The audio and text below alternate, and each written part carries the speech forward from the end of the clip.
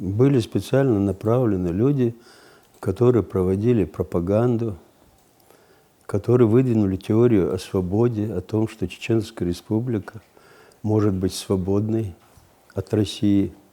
Собирались кучки людей на площадях. Яндарбек Зелимх возглавлял это течение и некоторые другие люди, которые обманывали. Среди них были и, наверное, те верующие люди, которые поддерживали эту идею. Вот они как раз и принесли нам эту коварную, жестокую войну, которая 1000 людей унесла на тот свет. Джохар Дудаев, я знал, я политолог, потому что я родственник Абдурахмана Авторханова. И, наверное, генетически мне передалось то, что я разбираюсь и в политике, и в экономике, и в науке. Я тогда понимал, что этот человек специально направлен к нам для того, чтобы совершенно изменить положение в городе Грозном, изменить в худшую сторону. Никогда я бы не пошел против своих учителей. Это Ираклия Сергеевича Галбришвили, Антония Михайловича Гранова. Никогда не поднял бы ни автомат, ни пистолет. Я знал, что это война затеянная. И что Джохар поддерживает эти военные действия. И поэтому, да, мне приходилось с ним встречаться. И в его кабинете встречаться. Да, мы 18 человек во главе с нашим писателем Абузар Айдамиров. Он у меня лежал тогда в моей клинике в Октябрьском районе. Я его на месяц бесплатно лечил. У него была язва желудка. И мы вот 17 человек, ученых, писателей, пошли навстречу Джохару Дудаеву, навстречу Яндарбеку Зелимху. И Абузар Айдамиров зачитал текст, о чем было там написано, что мы против президентского правления, мы за парламентское правление. Там произошла, конечно, стыковка.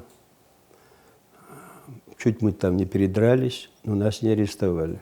В президиуме сидели Джохар Дудаев, Яндарбек Зелимх, Юсеф сидел в то время. Он был министром иностранных дел. Ну, они буквально кинулись на вас? Ну, они стали угрожать, кинулись на нас. Ну, потом дали нам свободно уйти.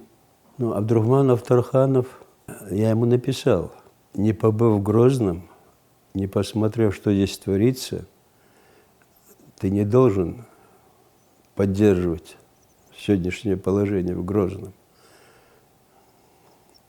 И тогда он сказал, если ты приедешь, то я приеду в Грозный и выступлю среди народа.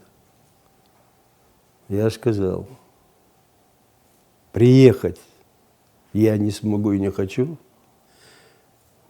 Абдурахман, ты больной человек на фоне сахарного диабета, сердечно-легочной недостаточностью. Ты не выдержишь самолет, и случится неприятность в воздухе. И все чеченцы меня как родственника потом будут проклинать. И поэтому по моей просьбе он не приехал. Но в то время Абдурахман Авторханов прислал 3 телеграммы. Телеграмму Джохару Дудаеву, телеграмму академику Аясханову и Завгаеву Дуку Гапуровичу. В телеграмме говорилось, чеченцы, ни в коем случае не начинайте гражданскую войну. СССР распался, но Россия еще сильна. Иначе 1944 год для вас покажется раем. Так и случилось, как он написал. Это просто ездили от Джохара Дудаева, его непосредственные помощники, обманывали моего родственника, и он им поверил. А я ему сказал, увидь своими глазами, что творится, и только тогда выступай. Впрочем, он не слышал, поэтому мне приходилось говорить с его женой, передавать ему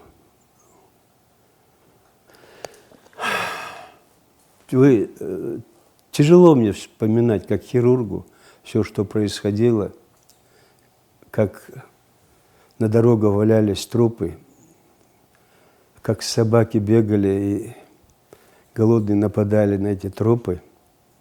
Это во время войны, да? И во время войны это все я перенес.